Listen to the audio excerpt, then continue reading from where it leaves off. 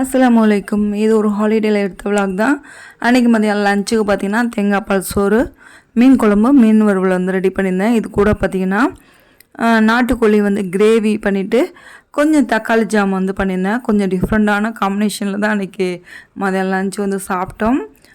சாப்பிட்டு முடிச்சுட்டு பார்த்திங்கன்னா ஸ்கூலில் ஆனுவல் ஹாலிடே விட்டுருந்தாங்களா, அந்த சமயத்தில் ஒரு பூனை வந்துச்சு. பாப்பா அதுக்கு டெய்லியுமே பார்த்திங்கன்னா பால், மீன், சிக்கன் அந்த மாதிரி வந்து போடுவாங்க. அதுலேருந்து பார்த்திங்கன்னா டெய்லி வர ஆரம்பிச்சிட்டாங்க. இது கொடுக்குற போஸ் எல்லாம் பாருங்கள்.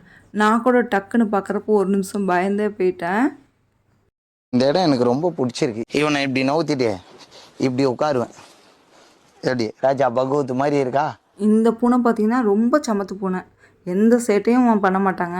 வந்து நம்ம ஃபுட்டு கொடுக்குற வரைக்கும் வந்து ரொம்ப அமைதியாக வெயிட் பண்ணுவாங்க. நம்ம சாப்பாடு கொடுத்தோன்னா சாப்பிடுவாங்க. சாப்பிட்டுட்டு அந்த இடத்த விட்டு கிளம்பி போயிடுவாங்க. நம்ம வீட்டிலலாம் வந்து ஸ்டே பண்ண மாட்டாங்க. பசிச்சா மட்டும் வருவாங்க. அப்புறம் என் ஹஸ்பண்ட் பார்த்திங்கன்னா நவாப்பழமும் பப்பாளி பழமும் வாங்கிட்டு வந்திருந்தாங்க.